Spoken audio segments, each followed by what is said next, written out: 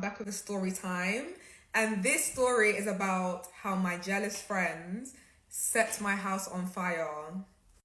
So we all know that private renting is just like the worst way to live. My track history of renting has been all over the place. Like, I've literally had to move addresses multiple times.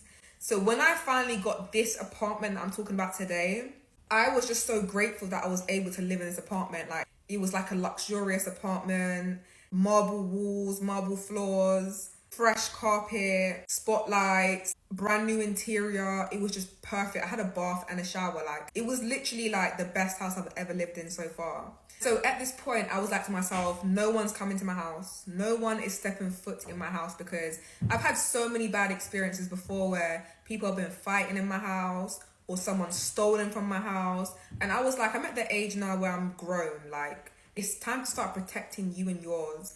You know, private life is a happy life. You don't need to know what's in my house or, you know, where I'm living type thing. So these set of friends, I've known them 15 years plus. Friend A and friend B, they're both sisters. And friend C is their cousin. So I was invited to a Halloween party and we all agreed that we would get ready and meet at my house, because my house was closer to the event in a cab. But also I was doing friend A's makeup.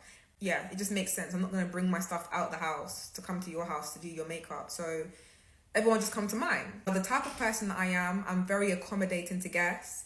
I like people to feel at home, comfortable in my care. So I greeted them with open arms. I was like, make yourself at home. They was telling me how beautiful the house was. They loved it and whatnot. And, you know, it was just a cute evening. Like, we was just drinking and I allowed them to smoke with the windows open. While I'm doing friend A's makeup, friend B and friend C are in the front room smoking and drinking and listening to music, and we're just all chatting. So it's just past 11 o'clock now and we're ready to leave.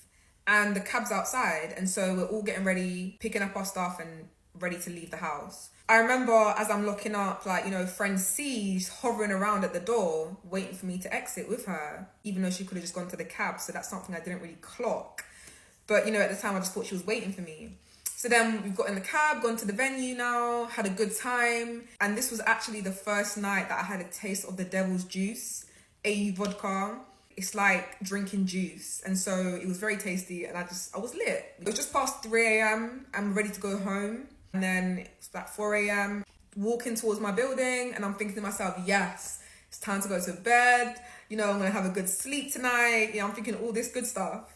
Open the door to the building apartment. Immediately, I'm hit with a smell, like a burning smell. I thought to myself, hold on, there's only 4 flats in this building and one of them's mine.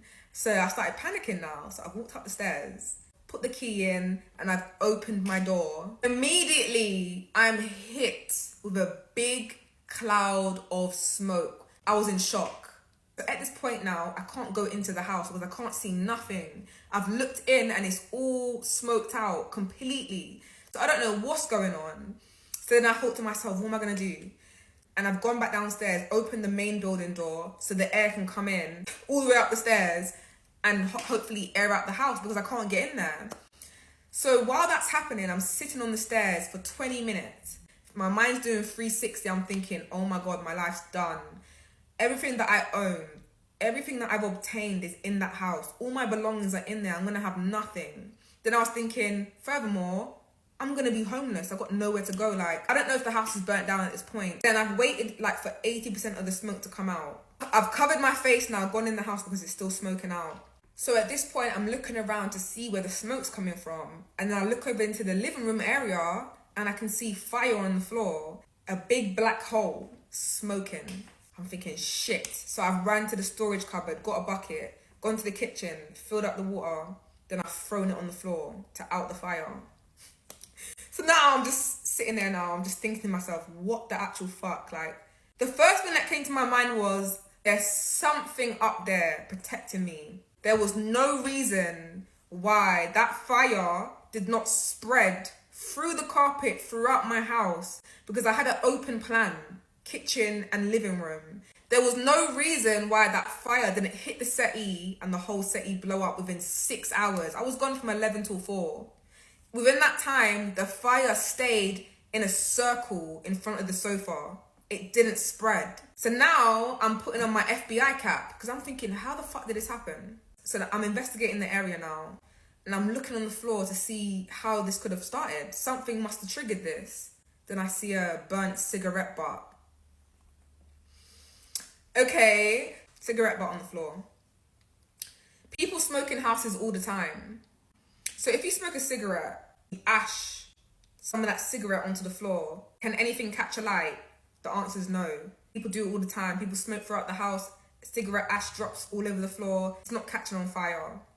If you smoke a cigarette and then you accidentally, even though there's an ashtray, you accidentally out it on the floor, you're going to notice it. You're not drunk. You're going to notice it and you're going to pick it up and put it in the ashtray. So I've eliminated that thought process now. So now I'm thinking, if you have a cigarette and you put it into the carpet and deliberately cause a burn and allow it to sizzle up, maybe even drop a bit of alcohol in there, will that set the carpet alight? Yes. Now I'm thinking, was this deliberate? I'm trying to crack someone's face open. Because let's be honest, everything that I've obtained in my life, I've worked hard for, whatever, I've done by myself, through the struggles, through the obstacles, no one to help me, no parents, no aunties, no uncles, no cousins, no one to guide me, no one to support me. I've made this all myself. I'm thinking, no, stop, Tyrrell, calm down. Because you don't even know who it was. So I know that if I go to them and say, this happened, did you do it? They're going to be like, no. Or they're going to be like, what are you talking about? So I was thinking to myself, how do I go about knowing within myself whether or not this was done deliberately without them changing up the narrative so I look like the villain?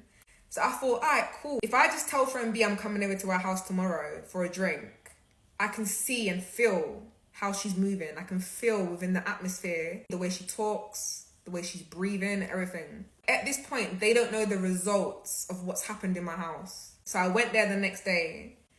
When I got there, friend A's on the phone, which is her sister, which is normal. They're having a conversation. So I thought, all right, cool, nothing to it. Got there, poured a drink, tried to be as calm as possible and just chill and act normal. An hour later, friend A is still on the phone. Not even talking, she's just on the phone.